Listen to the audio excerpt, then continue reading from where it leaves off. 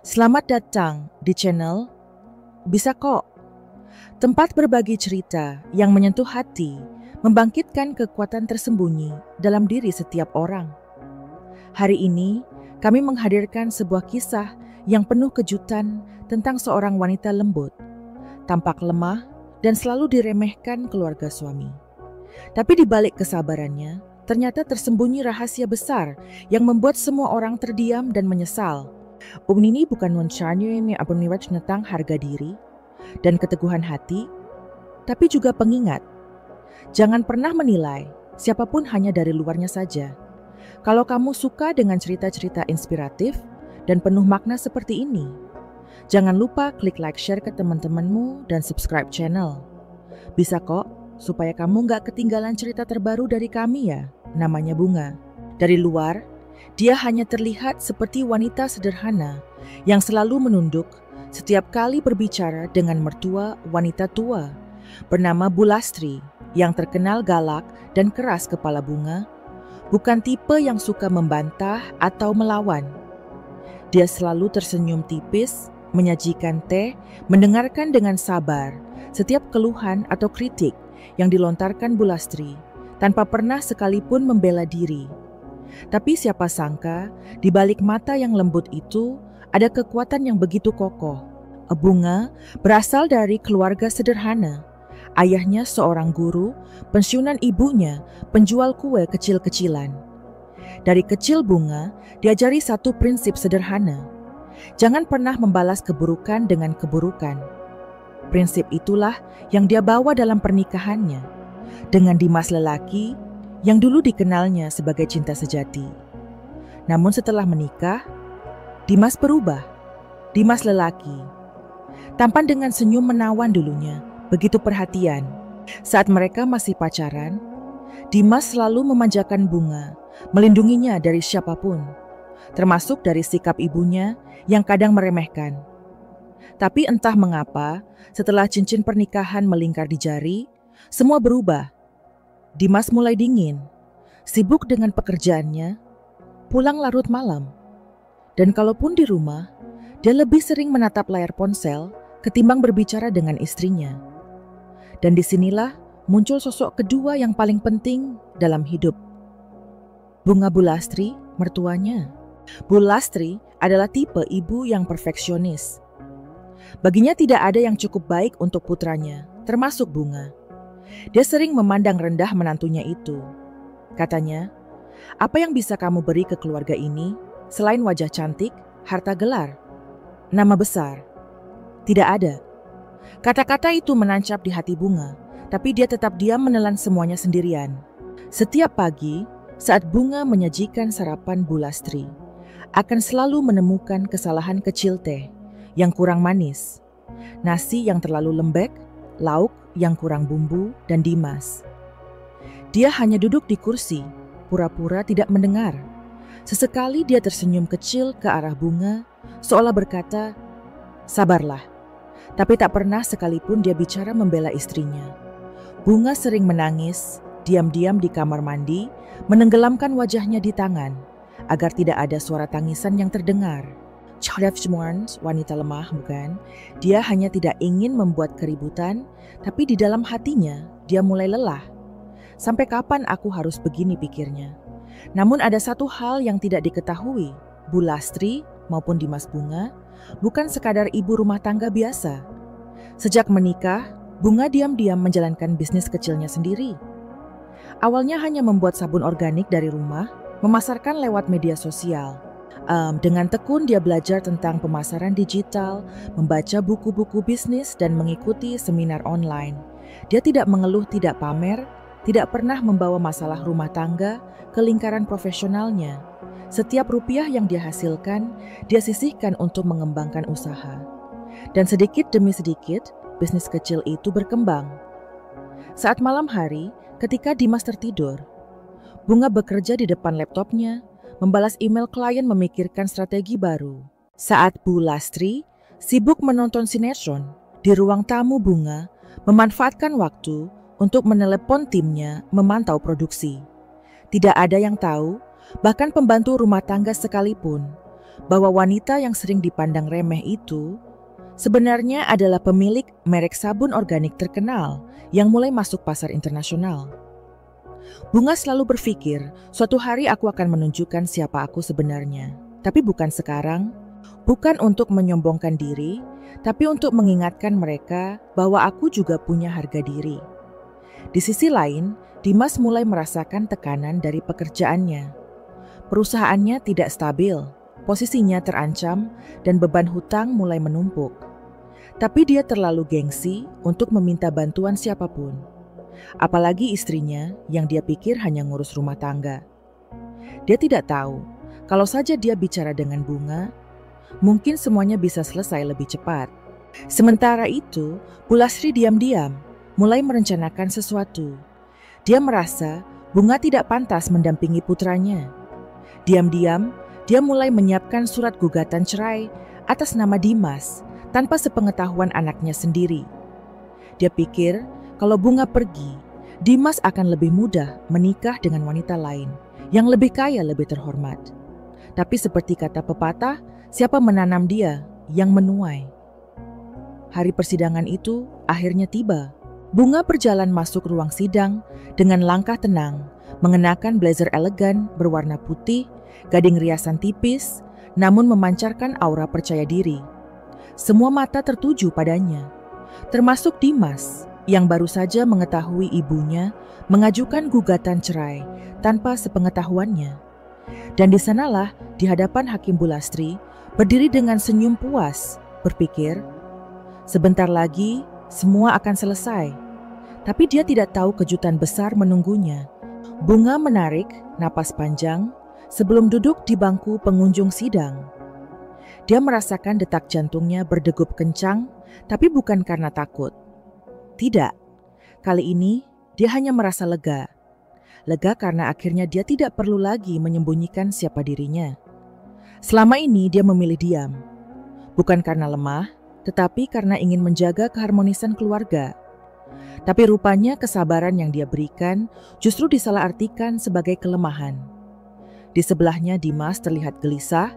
Dia baru saja menerima kabar soal gugatan cerai ini pagi tadi, dan sepanjang hari dia belum sempat bicara dengan siapapun. Pandangannya bergeser ke arah ibunya, Bu Lastri, yang duduk dengan ekspresi angkuh, dagu terangkat, seolah sudah merayakan kemenangan sebelum sidang. Dimulai Bunga menoleh perlahan matanya bertemu dengan mata Dimas.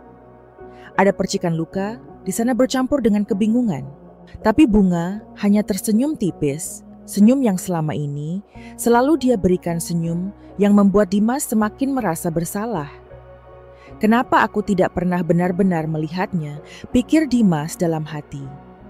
Dia mengenal Bunga selama bertahun-tahun. Tapi baru hari ini, dia menyadari bahwa dia tidak tahu apa-apa tentang kehidupan istrinya.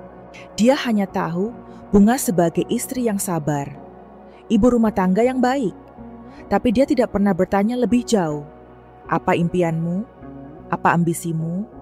Apa yang membuatmu bahagia selain keluargamu?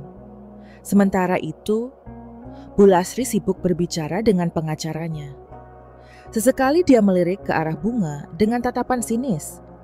Dalam pikirannya, semua ini hanyalah formalitas. Dia yakin hakim akan memutuskan cepat karena dia membawa banyak bukti kegagalan Bunga. Sebagai istri, tidak memberi keturunan, tidak berkontribusi finansial, tidak mampu menyenangkan hati mertua. Semua alasan yang menurut Bu Lastri sudah cukup untuk menyingkirkan menantu yang tidak dia sukai. Tapi apa yang terjadi selanjutnya sungguh di luar dugaan.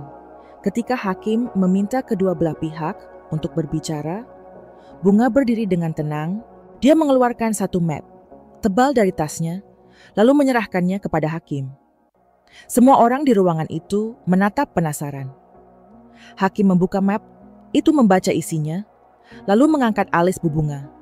Anda pemilik sekaligus CEO Bilux Group? Tanya hakim sedikit terkejut. Ruangan langsung hening. Dimas memutar kepalanya menatap Bunga dengan tatapan tak percaya. Bahkan Bu Lastri yang tadinya tersenyum lebar, kini wajahnya memucat. Bunga tersenyum, matanya berbinar. Iya yang mulia. Saya memulfers business and investors cantik sentun lalu sambil tetap mengurus rumah tangga. Saya tidak pernah menceritakan ini kepada siapapun di rumah karena saya ingin fokus membangun tanpa gangguan. Suara bisik-bisik mulai terdengar di seluruh ruangan. Pengacara Bu Lastri terlihat kikuk membuka-buka berkasnya, seolah mencari celah, tapi dia tahu posisi mereka sudah melemah. Semua argumen bahwa Bunga tidak mampu runtuh seketika.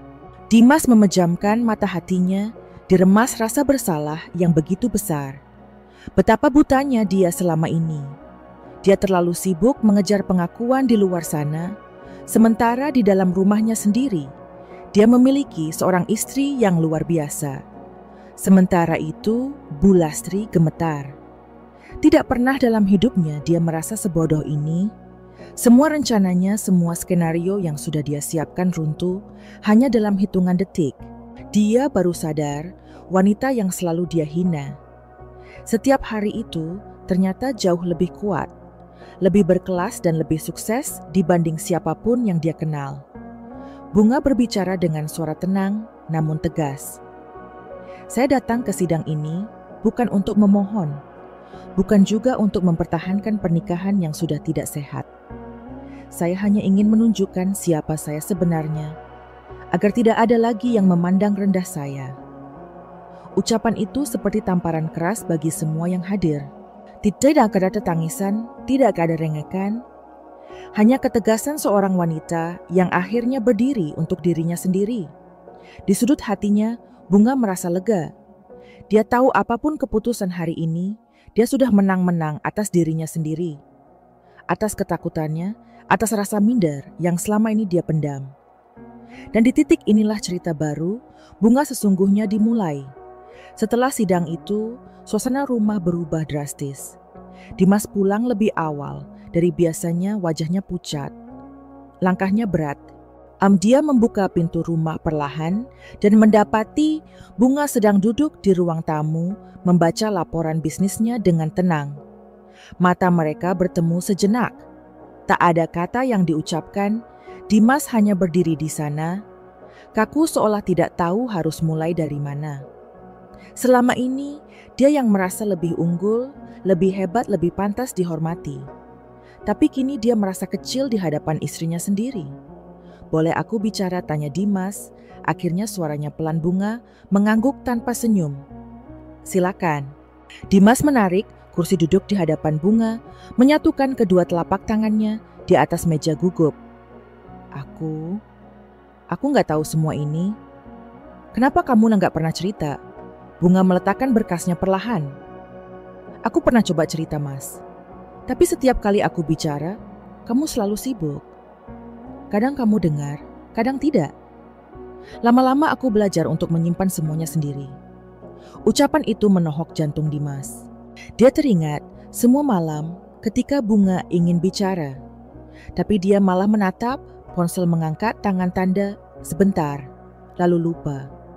Semua pagi ketika Bunga tersenyum ingin berbagi kabar gembira, tapi dia buru-buru berangkat kerja, semua kesempatan yang dia lewatkan. Sementara itu, di lantai atas Bu Lastri, mendengarkan percakapan itu dengan telinga tajam. Hatinya berkecamuk antara marah, malu, dan takut. Dia tidak pernah menyangka Bunga yang dia anggap hanya penumpang dalam keluarga, ternyata adalah sosok yang lebih kuat dari siapapun. Malam itu, saat makan malam, ketegangan menggantung di udara. Tidak ada yang berbicara. Sendok dan garpu terdengar berdenting. Pelan Bu Lastri beberapa kali melirik. Bunga bibirnya hendak berkata sesuatu, tapi selalu urung. Dia terlalu gengsi untuk meminta maaf. Tapi di dalam hati, dia merasa terpojok. Dimas mencoba mencairkan suasana. Bu Bunga, minggu depan aku ada waktu kosong. Kita mungkin bisa pergi liburan, bersama suaranya ragu. Bu Lastri mendengus pelan. Liburan. Situasi begini malah mikir liburan. Harusnya kamu pikirkan baik-baik masa depanmu. Jangan bergantung sama perempuan. Ucapan itu mengiris hati Bunga. Tapi kali ini dia hanya tersenyum kecil. Aku gak pernah berharap Siapapun bergantung padaku. Bu, jawab Bunga lembut. Tapi aku juga nggak akan lagi membiarkan siapapun meremehkanku. Kalimat itu membuat Dimas terdiam. Ada ketegasan baru dalam suara Bunga, sesuatu yang tidak pernah dia dengar sebelumnya. Bahkan Bu Lastri pun tak bisa menjawab. Untuk pertama kalinya, wanita tua itu merasa kata-katanya kehilangan daya. Hari-hari berikutnya, ketegangan terus memuncak. Bu Lastri mulai sering mengeluh, mencari-cari kesalahan Bunga.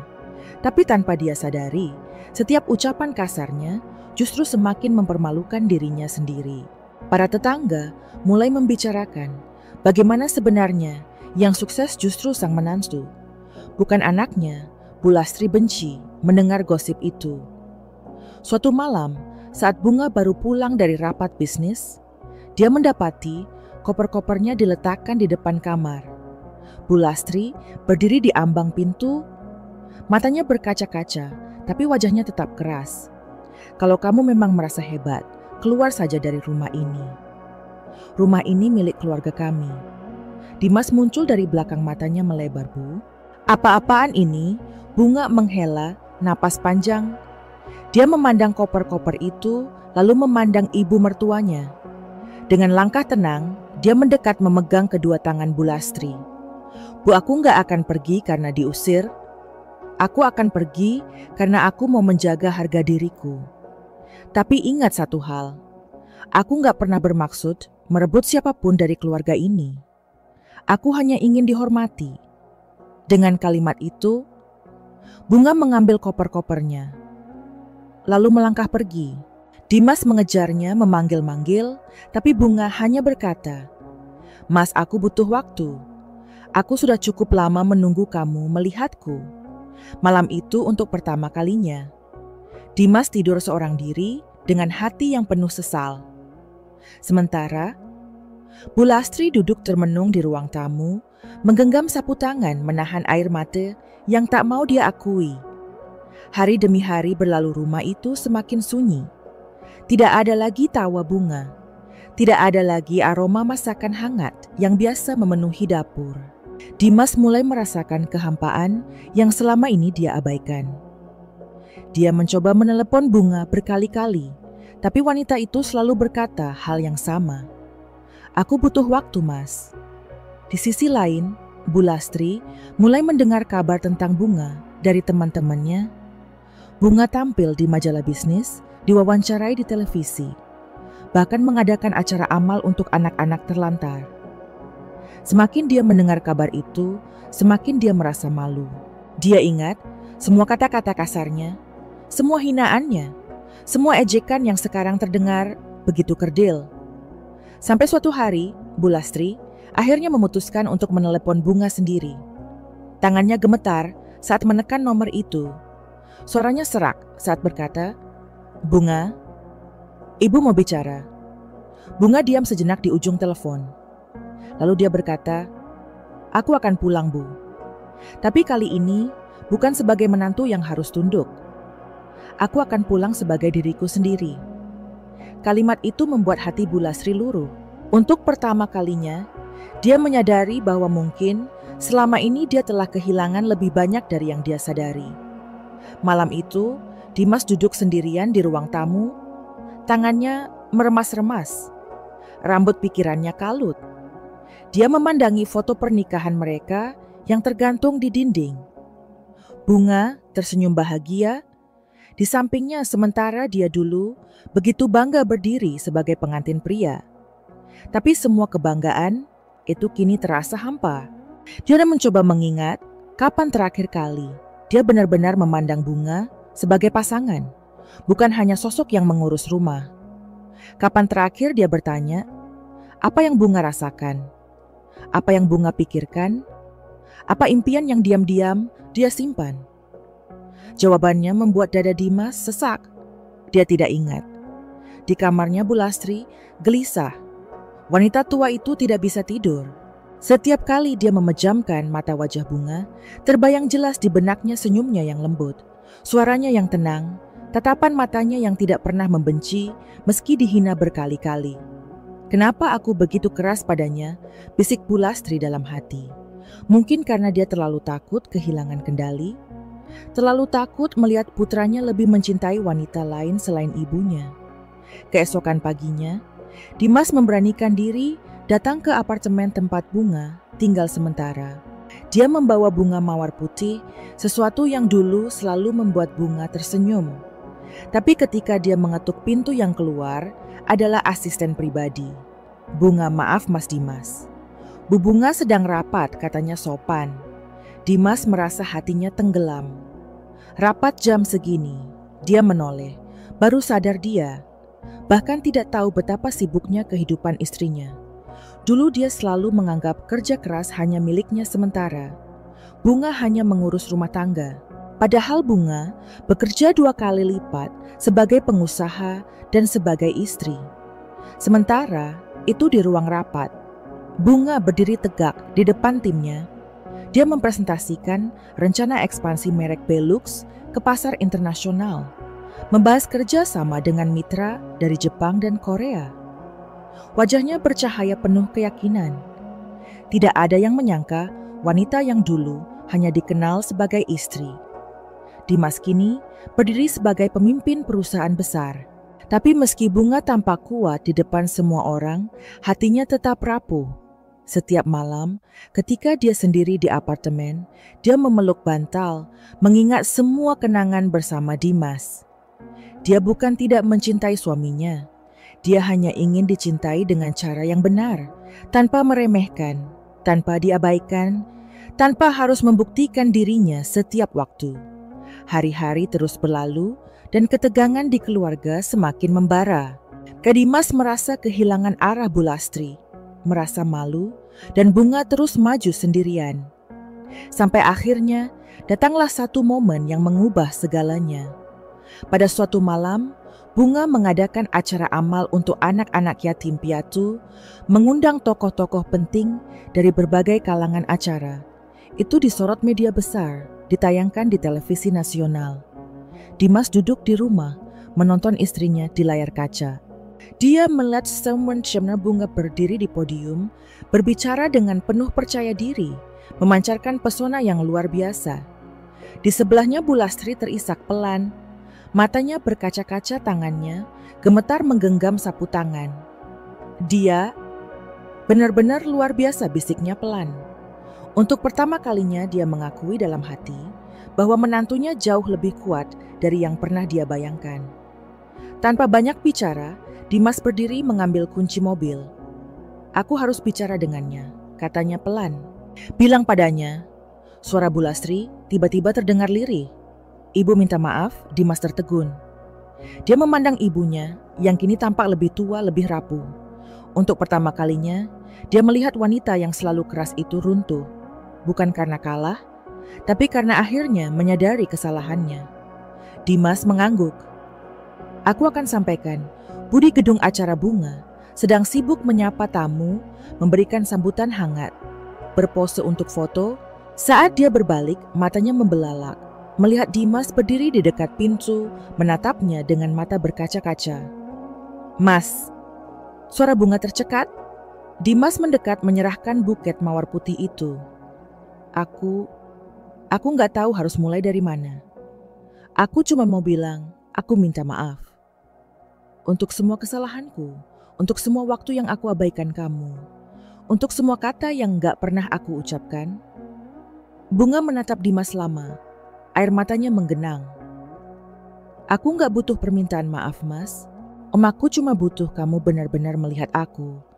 Dan untuk pertama kalinya dalam hidup mereka, Dimas memandang Bunga bukan sebagai istri, bukan sebagai ibu rumah tangga, bukan sebagai seseorang yang harus selalu ada di rumah, tapi sebagai wanita yang berdiri di hadapannya kuat luar biasa dan pantas dihormati.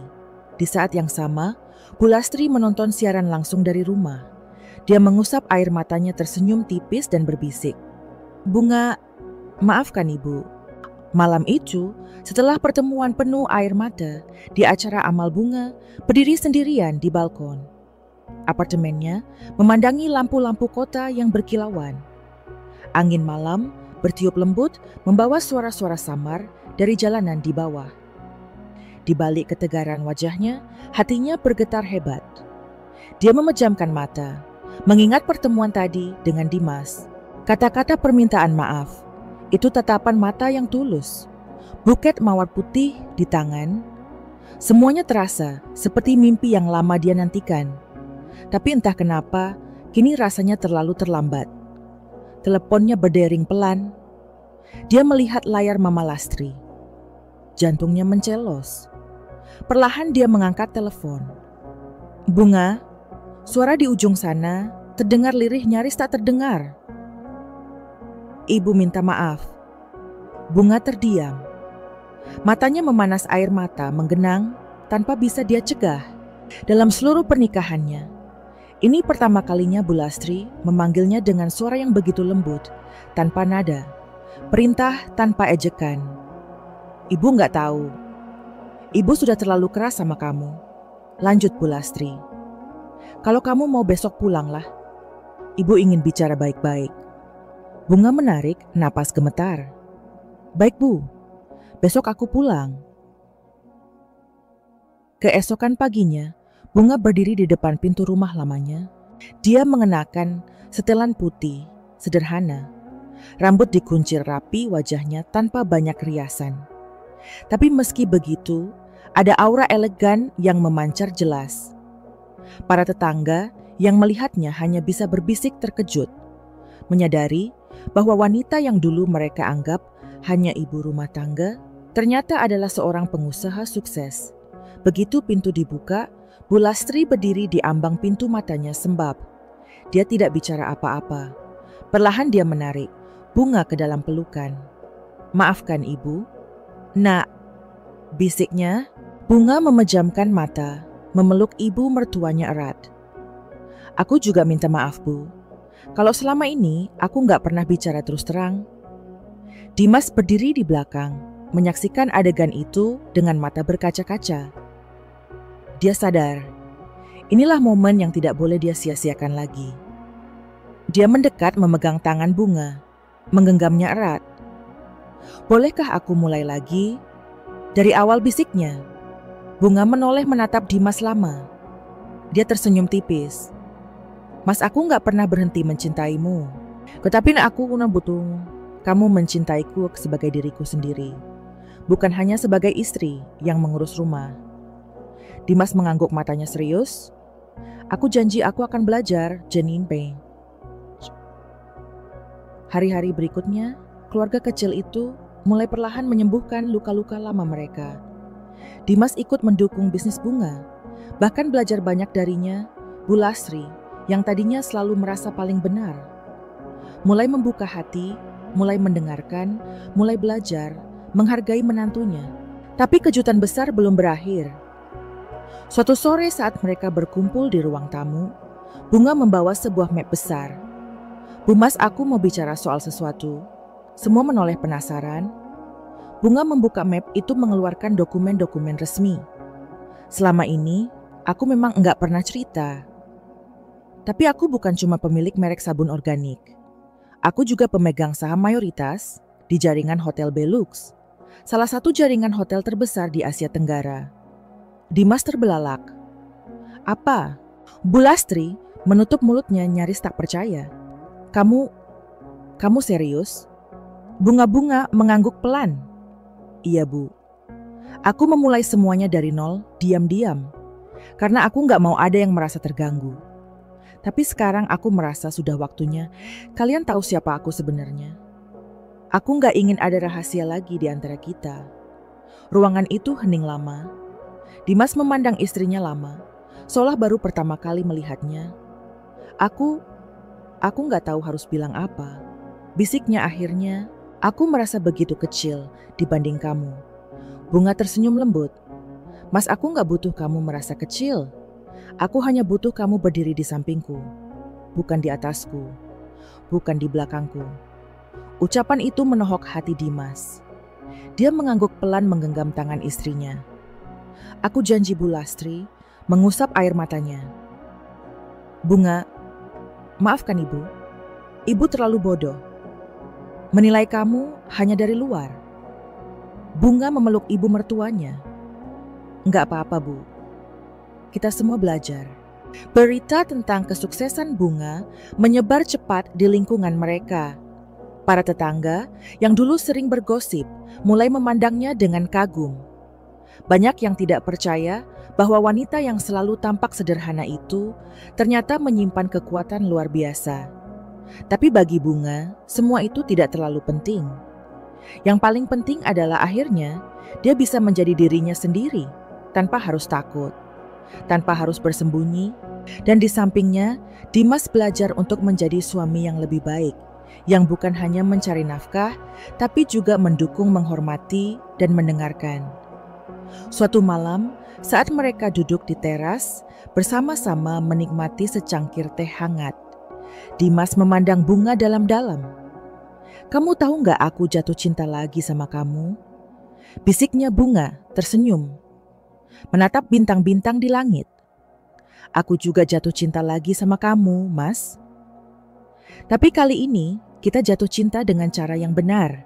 Bulastri tertawa, pelan ikut duduk di samping mereka. "Ibu juga jatuh cinta lagi sama kalian berdua," katanya, sambil tersenyum.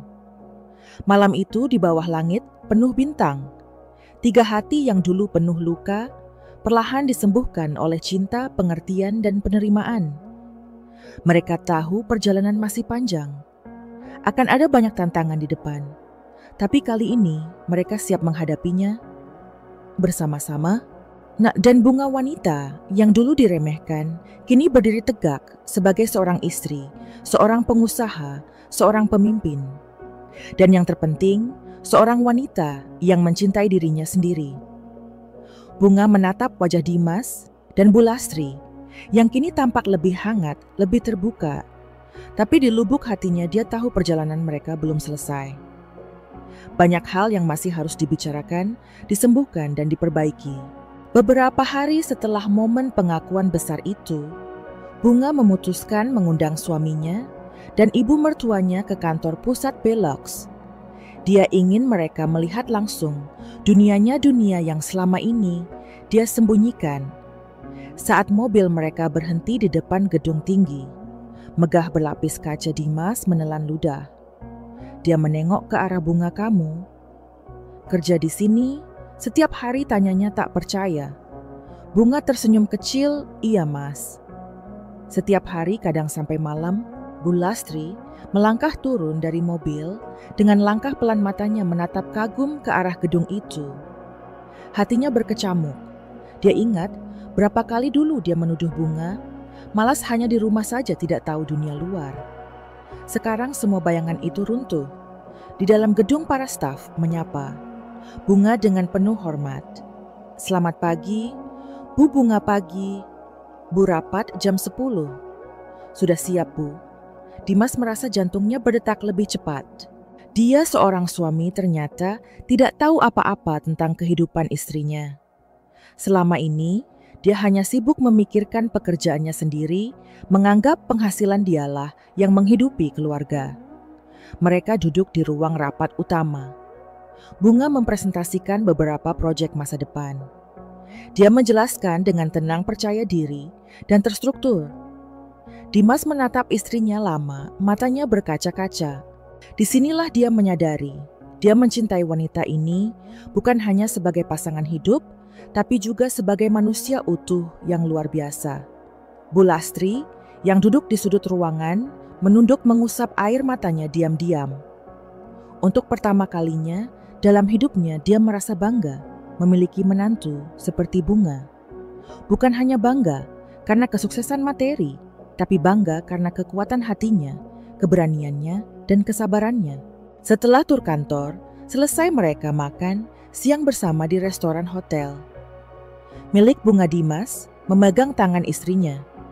"Boleh aku ikut bantu dalam bisnismu?" tanyanya pelan. Bunga menatapnya dengan senyum tipis. "Mas, aku selalu ingin kamu ada di sampingku, tapi bukan untuk menyelamatkanku. Kita berjalan sama-sama." Dimas mengangguk serius. "Iya, aku janji." Hari-hari berikutnya, keluarga kecil itu belajar kembali saling mengenal.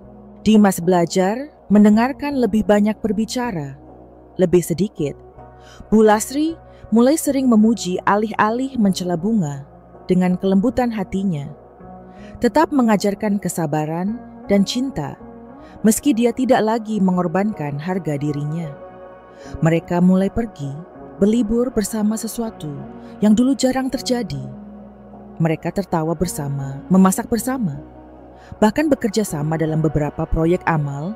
Bunga menyadari satu hal penting, pengungkapan jati dirinya bukan untuk pamer, bukan untuk menyakiti siapapun, tetapi untuk mengingatkan semua orang, termasuk dirinya sendiri, bahwa dia pantas dihargai, bahwa seorang wanita tidak diukur dari seberapa patuh dia, tapi dari seberapa tulus dia menjalani hidupnya. Satu malam, Bunga berdiri di balkon lagi. Kali ini ditemani Dimas.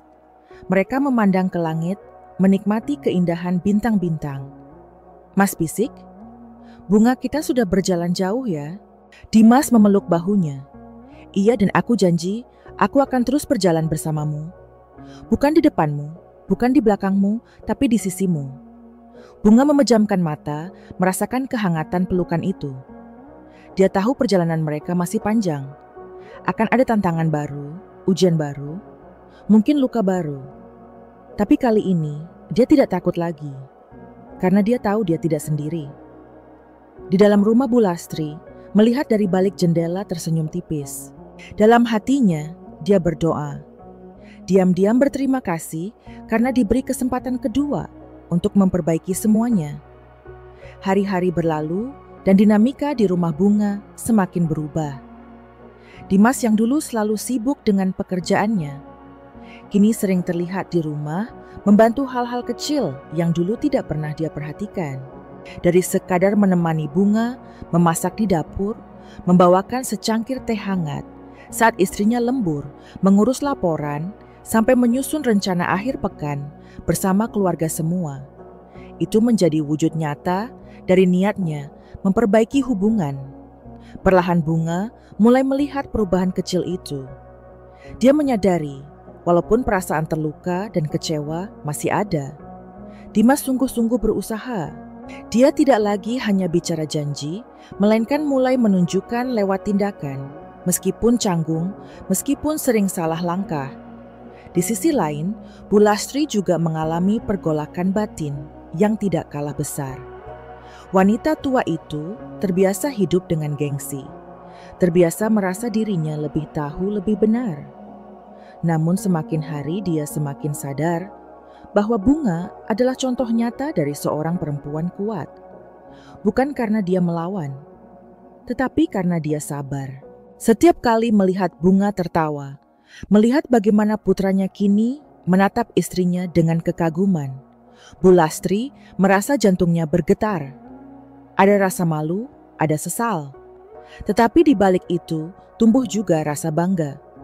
Suatu sore, saat mereka duduk di ruang keluarga, Dimas memutar film dokumenter tentang perjalanan Bunga membangun bisnisnya.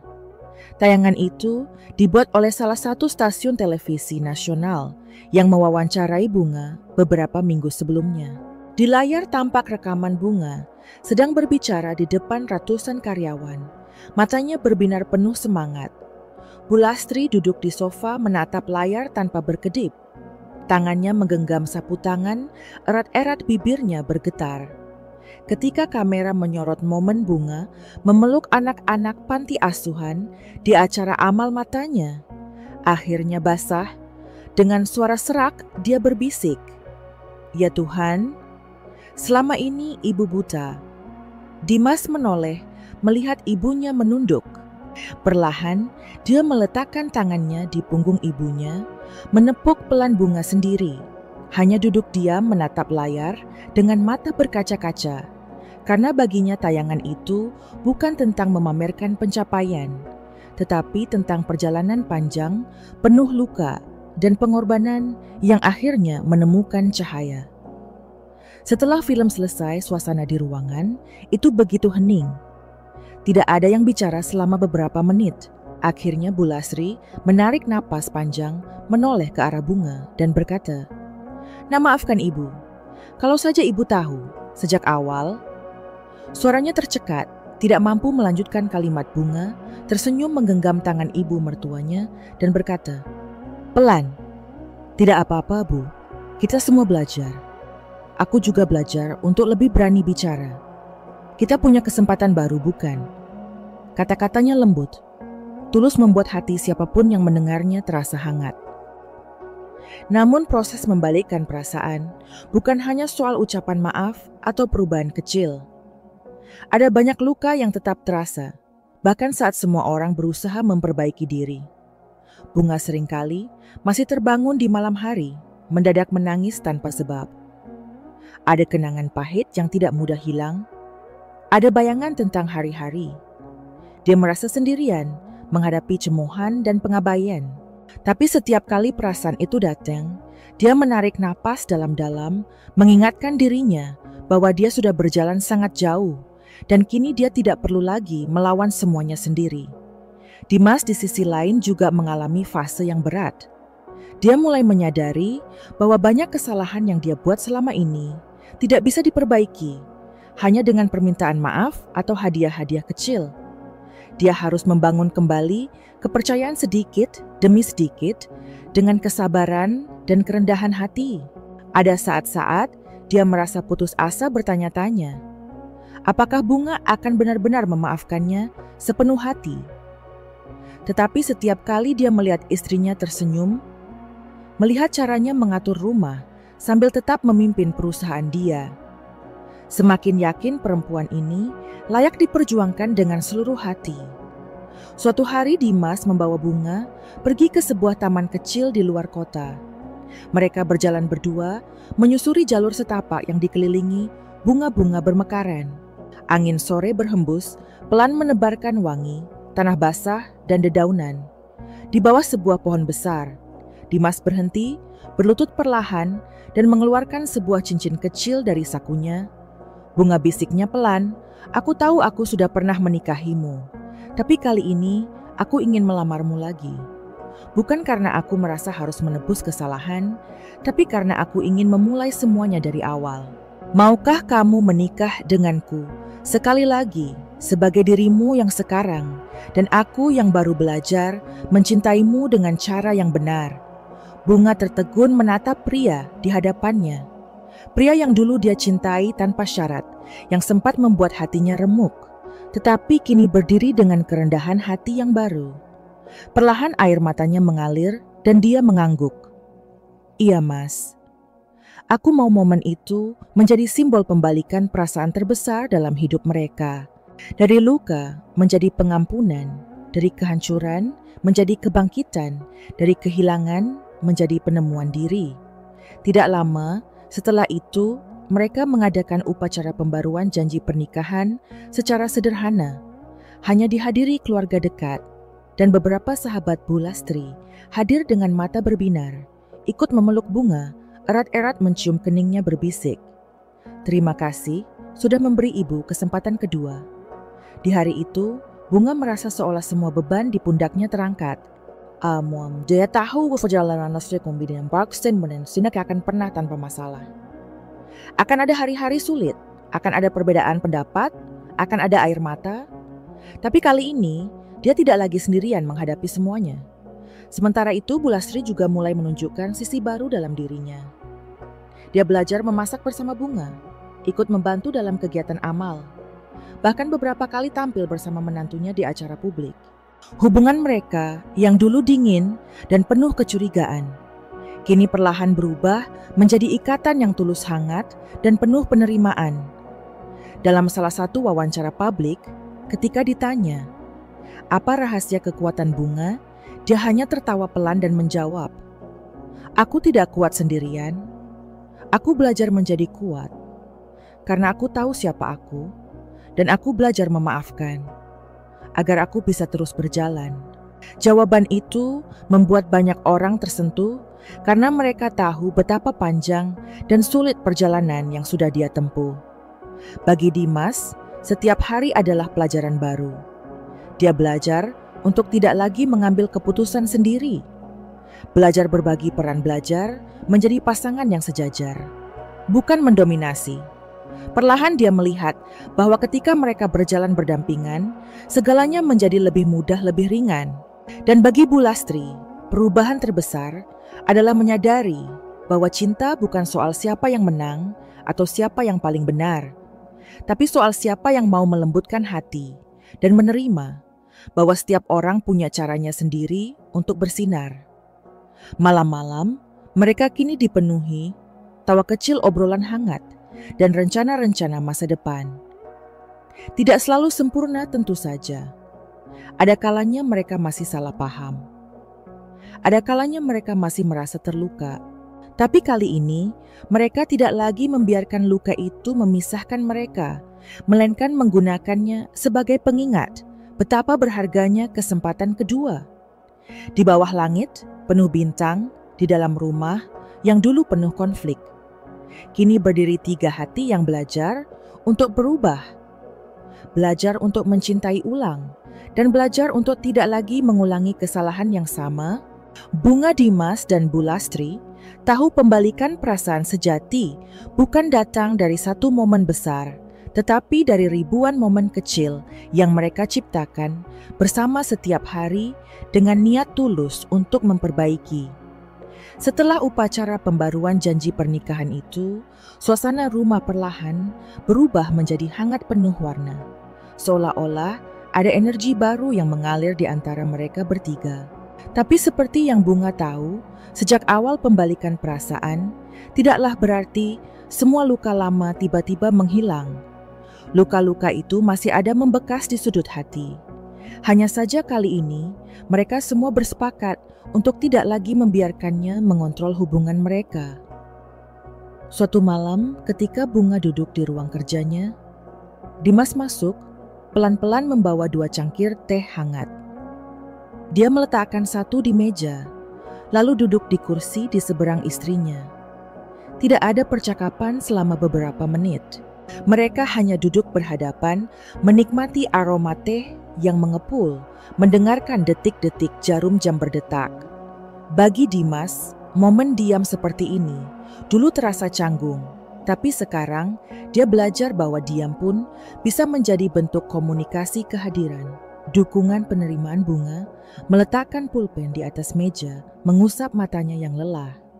Dia memandang Dimas dengan senyum lembut. Mas, aku sering berpikir, dulu aku terlalu takut bicara.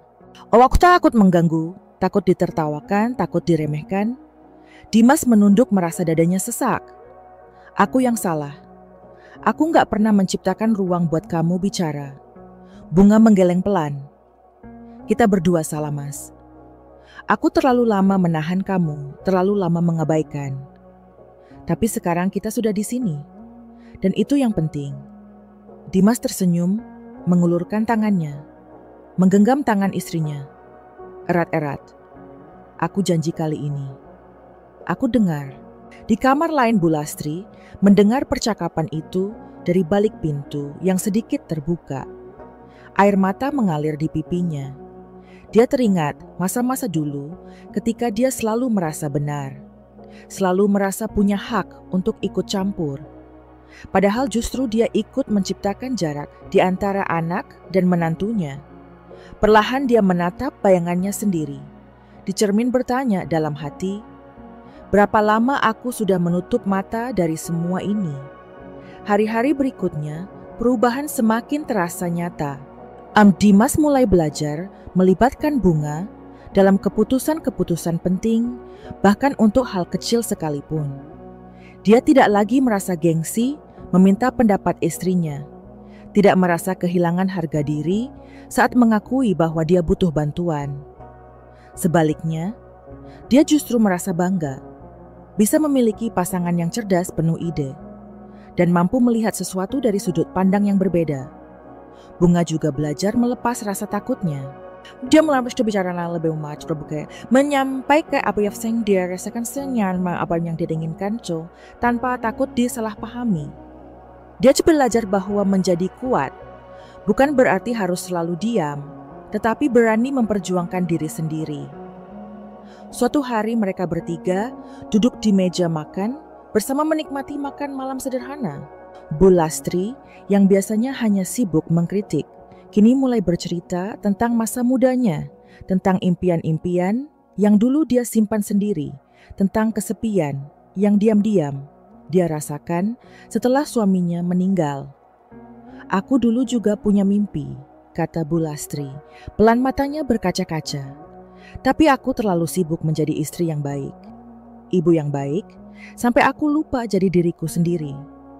Mungkin itu sebabnya aku dulu begitu keras sama kamu, Bunga. Karena aku cemburu." Bunga tertegun menggenggam tangan ibu mertuanya. "Bu, gak ada kata terlambat. Kita semua belajar bersama. Aku pun belajar dari ibu, dari kesabaran dan kekuatan. Ibu menjaga keluarga ini. Malam itu menjadi malam yang begitu menghangatkan hati." Mereka tertawa bersama, menangis bersama, dan untuk pertama kalinya mereka merasa benar-benar menjadi keluarga. Bukan hanya sekadar tinggal serumah, mirens or stage. Di balik semua, itu ada satu hal yang tidak pernah mereka lupakan. Perjalanan ini belum selesai.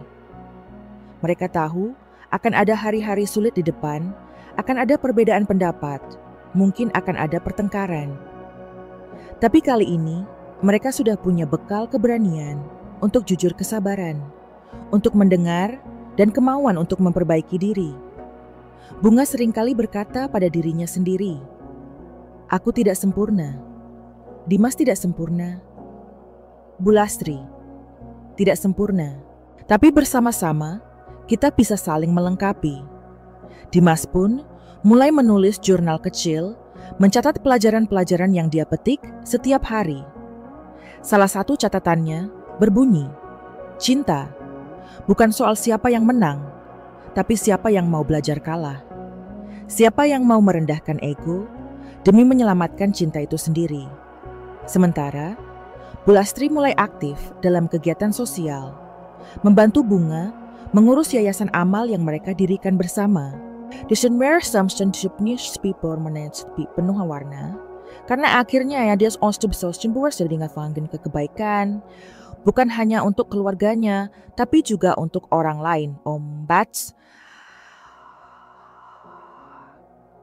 Dan pada suatu malam yang tenang, saat mereka duduk bertiga di teras, memandangi bintang-bintang, Dimas menggenggam tangan Bunga berbisik, "Terima kasih, sudah nggak menyerah sama aku." Bunga menoleh, senyumnya mengembang. "Terima kasih, sudah mau berubah, Mas."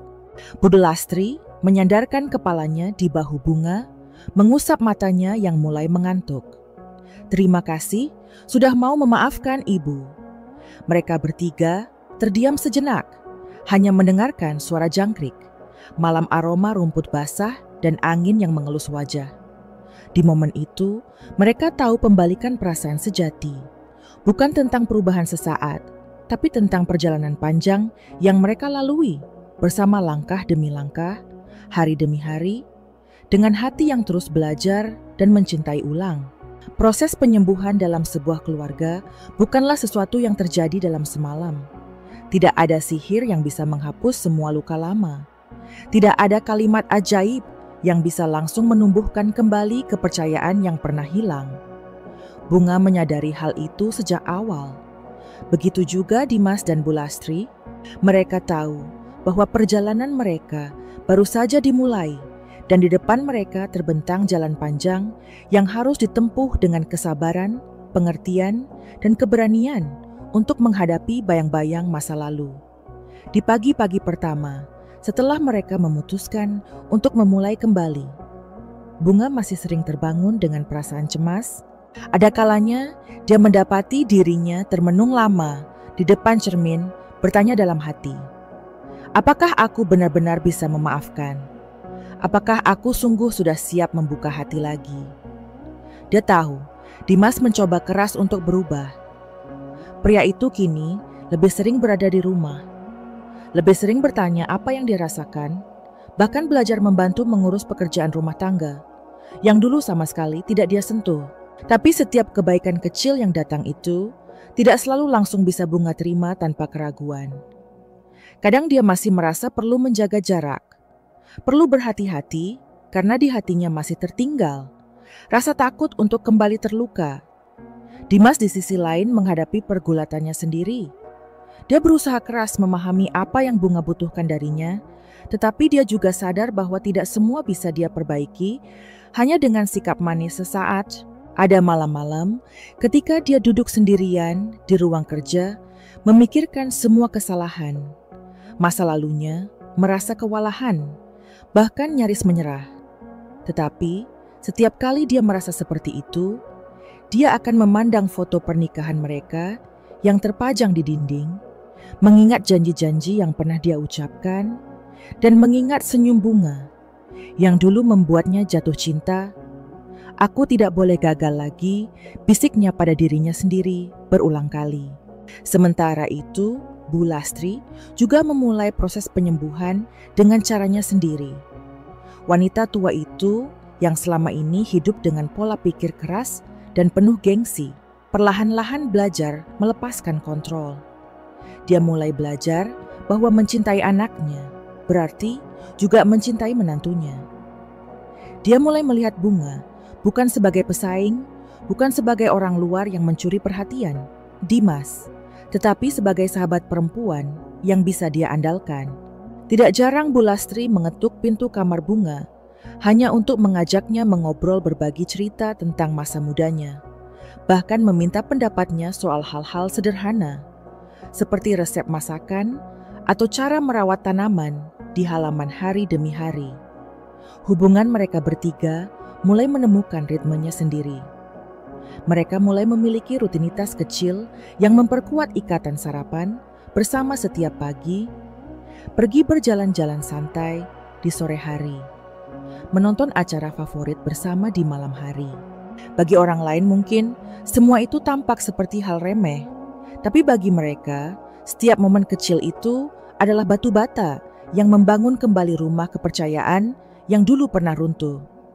Namun seperti semua proses penyembuhan perjalanan mereka tidak selalu mulus. Ada kalanya luka lama muncul kembali dalam bentuk pertengkaran kecil. Pernah suatu malam, Dimas tanpa sengaja mengucapkan kalimat yang menyakiti hati Bunga. Sesuatu yang mengingatkannya pada masa-masa ketika dia selalu diremehkan. Bunga menangis diam-diam di kamar mandi, sementara Dimas duduk termenung, memukul-mukul kepalanya sendiri karena merasa bodoh. Tapi kali ini, berbeda dari sebelumnya, mereka tidak membiarkan kesalahpahaman itu mengendap terlalu lama. Dimas mengetuk pintu kamar mandi, memohon maaf dengan tulus, dan Bunga, meski masih menangis, perlahan membuka pintu, membiarkan suaminya memeluknya. Erat-erat Bu Lastri yang menyaksikan semua itu, dari kejauhan hanya bisa mengusap air matanya diam-diam. Dia merasa bangga melihat bagaimana anak dan menantunya belajar menghadapi luka bersama. Tidak lari, tidak saling menyalahkan, tetapi saling menguatkan. Dalam hatinya, dia berdoa, semoga Tuhan memberi mereka kekuatan untuk terus berjalan bersama apapun yang terjadi. Tak lama setelah itu, Bunga memutuskan untuk mengajak keluarga kecilnya berlibur bersama. Mereka pergi ke sebuah villa di pinggir pantai, tempat yang tenang jauh dari hiruk-pikuk kota. Di sana mereka menghabiskan waktu berjalan di tepi pantai, bermain air bercengkerama sambil menyalakan api unggun di malam hari. Bunga merasa seperti menemukan kembali dirinya yang dulu perempuan yang bisa tertawa, lepas yang bisa tidur nyenyak, tanpa rasa cemas yang bisa memeluk suaminya, tanpa merasa harus menjaga jarak Dimas di sisi lain. Menemukan kembali kebahagiaan sederhana yang dulu dia lupakan. Dia belajar menikmati momen-momen kecil bersama istrinya. Belajar mendengarkan tanpa merasa perlu memberi solusi. Belajar hadir sepenuhnya sebagai pasangan. Dan Bu Lastri, untuk pertama kalinya dalam hidupnya, merasa benar-benar diterima sebagai bagian dari sebuah keluarga. Bukan sebagai orang yang harus selalu memimpin, tetapi sebagai seorang ibu yang bisa mencintai tanpa syarat. Tanpa syarat, siapa yang lebih benar? Siapa yang lebih hebat? Di akhir perjalanan liburan itu, mereka duduk bertiga di tepi pantai memandangi matahari terbenam. Angin laut berhembus lembut, membawa aroma garam dan pasir basah. Bunga menyandarkan kepalanya di bahu Dimas, sementara Bu Lastri duduk di samping mereka, menggenggam tangan, menantunya erat-erat. "Terima kasih," Bunga bisik. Bu Lastri pelan karena sudah mau memberi. "Ibu kesempatan kedua." Bunga tersenyum, memejamkan mata dan menjawab, "Terima kasih juga Bu, karena sudah mau berubah. Kita semua sedang belajar." Bukan Dimas mengangguk mencium kening istrinya dan berkata, "Kita belajar bersama-sama dan kita akan terus belajar setiap hari." Matahari perlahan tenggelam di cakrawala, meninggalkan jejak cahaya oranye keemasan di langit. Di momen itu, mereka bertiga tahu penyembuhan bukan tentang melupakan luka, tetapi tentang memilih untuk terus mencintai meski luka itu ada, tentang memilih untuk bangkit lagi setiap kali jatuh, tentang memilih untuk saling merangkul setiap kali salah paham, tentang memilih untuk percaya bahwa di balik semua rasa sakit selalu ada ruang untuk harapan. Dan Bunga perempuan yang dulu hanya dipandang sebagai sosok sederhana, kini berdiri tegak sebagai jantung keluarga ini. Kuat, penuh cinta, penuh keberanian. Dia selalu berhaya lanas terlalu miris masniwa panjang, tapi dia juga tahu satu hal pasti. Selama mereka berjalan bersama, tidak ada yang tidak mungkin. Hari-hari berlalu, musim berganti, dan kehidupan keluarga kecil itu perlahan menapaki ritme baru. Bunga, Dimas, dan Bu Lastri telah menemukan kembali sebuah rumah. Bukan sekadar bangunan berdinding bata, melainkan sebuah rumah di dalam hati, tempat di mana mereka bisa saling menerima, saling mendengarkan, dan saling menguatkan tanpa syarat. Mereka belajar bahwa cinta bukan sesuatu yang statis. Cinta adalah proses yang terus bergerak, terus tumbuh, terus diuji, dan terus diperbarui. Suatu malam, ketika bulan menggantung bulat di langit, Bunga berdiri di halaman rumah, memandang ke arah pohon besar yang dulu sering dia hampiri. Setiap kali hatinya gelisah, pohon itu dengan akar yang menancap kuat di tanah dan cabang-cabangnya yang menjulur ke langit, menjadi pengingat baginya akan perjalanan panjang yang sudah dia lalui. Dia ingat bagaimana dulu dia berdiri di sini, menangis sendirian, memeluk dirinya sendiri, merasa kecil, tak berarti, dan tak didengar. Kini berdiri di tempat yang sama, dia memeluk dirinya lagi. Bukan karena sedih, tetapi karena bersyukur. Dimas mendekat pelan dari belakang, memeluk istrinya. Dari belakang, menyandarkan dagu di pundaknya. "Apa yang kamu pikirkan?" bisiknya Bunga, menghela napas. Pelan. "Aku sedang berpikir tentang betapa jauhnya kita sudah berjalan. Kadang aku masih enggak percaya kita bisa sampai di titik ini." Dimas tersenyum, memeluknya lebih erat. "Aku juga enggak percaya. Tapi aku bersyukur setiap hari." Di dalam rumah Bu Lastri sedang menyusun album foto lama. Tangannya mengusap lembar demi lembar. Dengan hati-hati sesekali tersenyum, sesekali menitikkan air mata. Dia menemukan foto-foto pernikahan Bunga dan Dimas, foto-foto liburan mereka bersama, bahkan foto-foto kecil yang dulu dia pikir tak penting, tetapi kini terasa begitu berharga.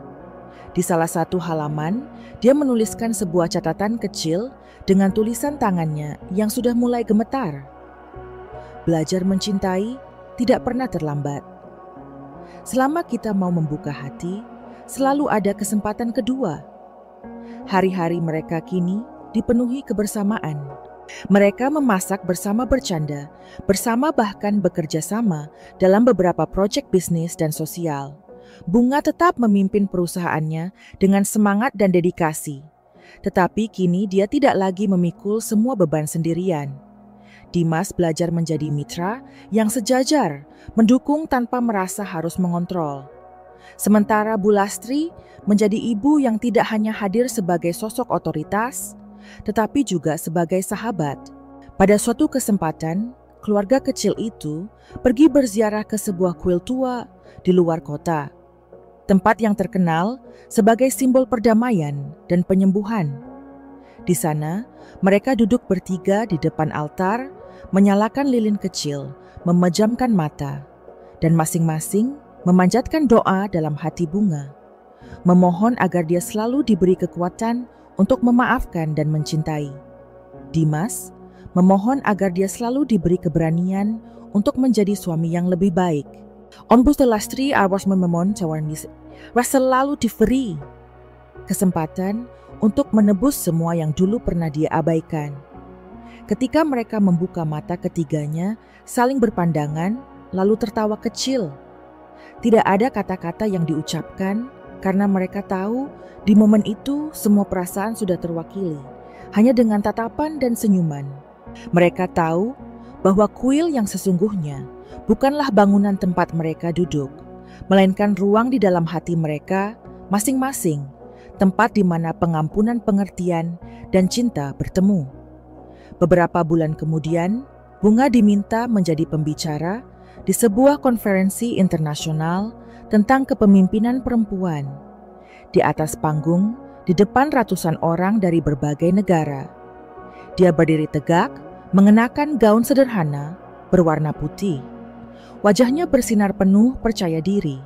Dia bercerita tentang perjalanan hidupnya, tentang jatuh bangun yang dia alami, tentang kesabaran yang dulu dia kira adalah kelemahan, tetapi ternyata justru menjadi kekuatannya yang terbesar. Kadang ucap Bunga dengan suara tenang dunia mengajarkan kita bahwa untuk berhasil, kita harus selalu tampil sempurna, selalu kuat, selalu menang. Tapi dari pengalaman saya, kekuatan sejati justru lahir dari keberanian untuk mengakui luka kita, keberanian untuk memaafkan, keberanian untuk mencintai ulang.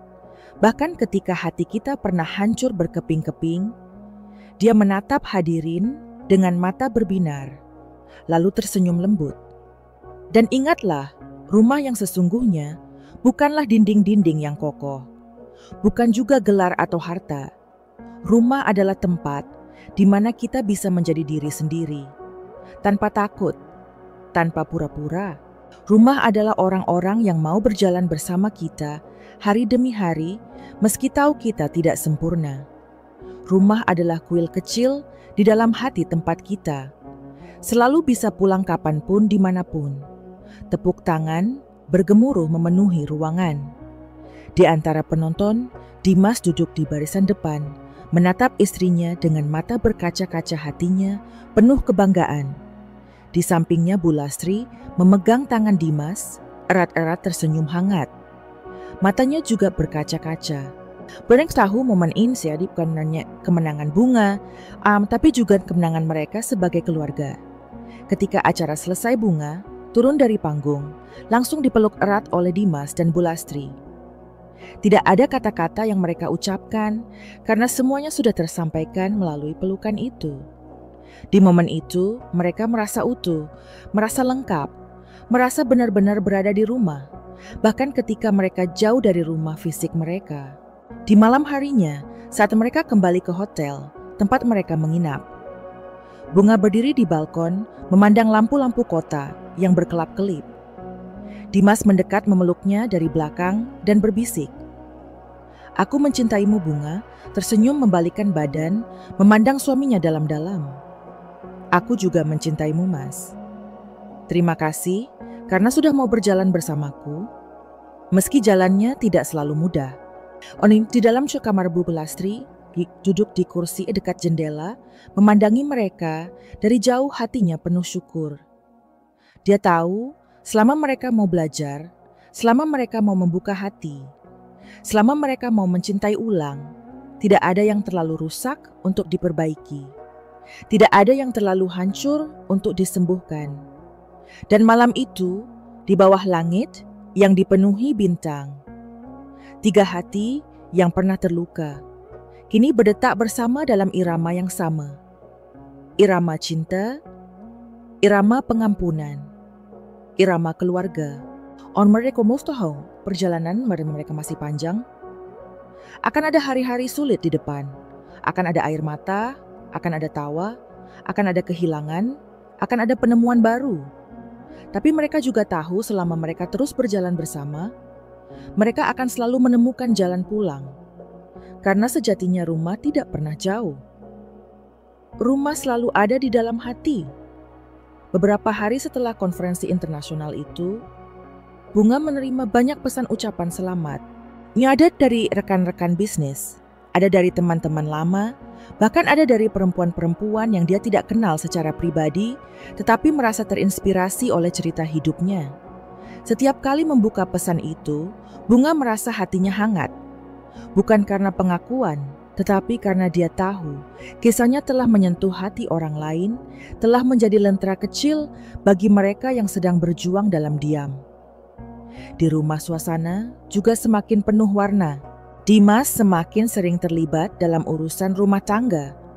Bukan sekadar membantu, tapi benar-benar menjadi bagian dari ritme harian yang dulu dia abaikan. Dia belajar mengantar dan menjemput Bunga di bandara.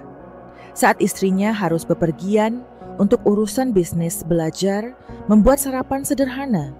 Saat Bunga kelelahan, belajar mendengarkan curahan hati istrinya, tanpa langsung memberi saran atau menghakimi. Semua itu terasa baru bagi Dimas, tetapi semakin dia melakukannya, semakin dia merasa hatinya damai. Sementara itu, Bu Lastri menemukan kebahagiaan baru dalam mengurus kegiatan sosial bersama Bunga. Mereka mendirikan sebuah yayasan kecil yang fokus membantu perempuan, korban kekerasan rumah tangga, menyediakan pelatihan kerja dan dukungan psikologis. Dalam proses itu, Bu Lastri belajar banyak tentang dunia yang dulu sama sekali tidak dia pahami. Dia belajar mendengar cerita Alksnir Chansingin pahit. Belajar menahan diri untuk tidak cepat menghakimi, belajar bahwa setiap orang berhak mendapat kesempatan kedua, seperti kesempatan kedua yang telah diberikan Bunga kepadanya. Suatu malam, saat mereka bertiga duduk bersama di teras rumah, menikmati secangkir teh hangat, Bunga memecah keheningan dengan berkata, "Pelan Bu Mas, aku sering berpikir, kalau kita dulu tidak melewati semua luka itu, mungkin kita tidak akan sampai di sini." Dimas memandang istrinya tersenyum kecil. "Iya, aku dulu terlalu sibuk mengejar pengakuan di luar, sampai lupa melihat siapa yang paling berharga di dekatku." Bu Lastri menghela napas panjang. "Ibu juga terlalu keras kepala, terlalu takut kehilangan anak, sampai nggak sadar sudah melukai kamu." Bunga-Bunga menggenggam tangan ibu. Mertuanya erat-erat. "Aku juga punya salah, Bu. Aku terlalu lama diam, terlalu takut memperjuangkan diriku sendiri." Dia menoleh ke arah Dimas. Matanya berbinar. "Tapi sekarang kita sudah di sini." Bersama mereka bertiga, terdiam hanya mendengarkan suara jangkrik malam, aroma bunga melati yang ditanam di halaman, dan hembusan angin pelan yang mengelus wajah mereka. Di momen itu, mereka tahu perjalanan ini bukan soal siapa yang paling benar, siapa yang paling kuat, siapa yang paling berkorban. Perjalanan ini adalah tentang siapa yang berani bertahan, siapa yang mau belajar, siapa yang mau memaafkan, siapa yang mau mencintai ulang meski hati pernah terluka. Bulan berikutnya, Bunga mendapat undangan untuk menjadi narasumber di sebuah acara televisi nasional. Dia berbicara tentang kekuatan perempuan, tentang peran keluarga, tentang bagaimana menghadapi tantangan tanpa kehilangan diri sendiri. Di studio, Dimas dan Bu Lastri duduk di bangku penonton, menatapnya penuh bangga. Ketika acara selesai, mereka bertiga pulang bersama tertawa di dalam mobil bercanda tentang hal-hal kecil. Perjalanan pulang itu terasa hangat, penuh keintiman yang dulu sempat hilang. Namun tidak semua hari berjalan mulus. Ada kalanya mereka tetap bertengkar karena hal-hal kecil, soal pembagian waktu, soal urusan rumah, soal perbedaan pendapat. Tapi kali ini tidak ada lagi saling mendiamkan berhari-hari. Tidak ada lagi tatapan sinis yang menyakitkan. Mereka belajar duduk bersama, bicara baik-baik, menangis, Jika perlu memeluk satu sama lain, setelahnya, bunga tahu bahwa cinta sejati bukanlah cinta yang bebas dari masalah, tetapi cinta yang tetap memilih untuk bertahan di tengah masalah. Cinta yang tetap memilih untuk membangun, bahkan ketika semuanya terasa runtuh. Cinta yang tetap memilih untuk memulai lagi, bahkan ketika hati sudah letih. Suatu sore, Bunga duduk sendirian di ruang kerja, memandangi jendela yang mengarah ke taman belakang. Di tangannya ada jurnal kecil, tempat dia menulis pemikirannya setiap hari. Dia menulis pelan, "Aku bersyukur untuk semua luka yang pernah aku alami, karena luka itu membentukku menjadi seperti sekarang. Aku bersyukur untuk kesempatan kedua, karena tanpa itu, aku tidak akan tahu betapa berharganya keluarga ini. Aku bersyukur karena kini aku tahu rumah sejati bukan tempat tanpa masalah, tapi tempat di mana kita bisa saling menerima apa adanya." Dimas masuk pelan, memeluk pundaknya dari belakang. "Apa yang kamu tulis?" "Sayang," bisiknya. Bunga menoleh tersenyum. "Aku menulis tentang kita, tentang perjalanan kita, tentang betapa aku mencintaimu, Mas. Meski aku tidak selalu bisa mengatakannya dengan kata-kata." Dimas mencium kening istrinya, menggenggam tangannya erat-erat. "Aku juga mencintaimu, Bunga. Terima kasih karena sudah enggak menyerah." Di dalam kamar Bu Lastri, duduk di dekat jendela, memandangi mereka dari jauh. Dalam hatinya dia berdoa, diam-diam mengucap syukur, karena diberi kesempatan untuk memperbaiki hubungan, karena diberi keluarga yang mau belajar bersama, mau jatuh dan bangkit bersama, mau mencintai ulang, meski pernah saling menyakiti. Malam itu, saat mereka bertiga duduk bersama di meja makan, menikmati makan malam sederhana, mereka berbicara tentang rencana masa depan, tentang proyek amal yang ingin mereka kembangkan, tentang liburan bersama yang ingin mereka jalani, tentang mimpi-mimpi baru yang ingin mereka wujudkan bersama. Mereka tahu hidup tidak akan pernah benar-benar mudah, tetapi mereka juga tahu bahwa selama mereka bersama, tidak ada yang terlalu sulit untuk dihadapi. Dan di bawah mengeit yang penuh bintang di rumah yang dulu penuh luka, tapi kini dipenuhi cahaya tiga hati yang pernah retak, kini berdetak bersama saling menopang, saling mencintai, saling menguatkan. Mereka tahu perjalanan mereka belum selesai. Akan ada hari-hari sulit, akan ada air mata, akan ada tawa, akan ada kehilangan, akan ada kebahagiaan. Tapi mereka juga tahu selama mereka terus berjalan bersama, selama mereka terus memelihara kuil kecil di dalam hati mereka, mereka akan selalu menemukan jalan pulang. Karena sejatinya rumah bukanlah sekadar tempat. Rumah adalah rasa. Rumah adalah hati yang mau belajar, mau memaafkan, mau mencintai ulang. Dan rumah itu kini telah mereka temukan satu sama lain. Dan begitulah kisah mengharukan tentang Bunga Dimas dan Bu Lastri. Sebuah perjalanan panjang yang membawa mereka dari luka menuju pengampunan, dari kesalahpahaman menuju pemahaman, dari kehancuran menuju keluarga yang utuh kembali. Kisah ini bukan hanya tentang satu keluarga, tetapi tentang kita semua, tentang betapa rapuhnya hubungan manusia, betapa mudahnya kita saling melukai, tetapi juga betapa luar biasanya kekuatan hati yang mau memaafkan dan memulai ulang. Haungis ninyo Anda omprom dos teman resto ini. Jangan lupa untuk like video ini sebagai bentuk dukungan. Anda share kisah ini kepada teman keluarga atau siapapun yang sedang berjuang menyembuhkan luka hubungan mereka. Karena mungkin saja kisah sederhana ini bisa menjadi secercah harapan bagi mereka. Dan tentu saja subscribe ke channel. Bisa kok agar Anda tidak ketinggalan cerita-cerita inspiratif lain yang penuh makna, penuh pelajaran hidup, dan penuh kehangatan. Maangkat untuk kelas terpedul waris album sinuk kita tersesat. Selalu sudah pulang bagi mereka yang mau membuka hati. Karena sesungguhnya Rumah sejati selalu ada di dalam hati kita sendiri. Sampai jumpa di cerita berikutnya hanya di Bisa.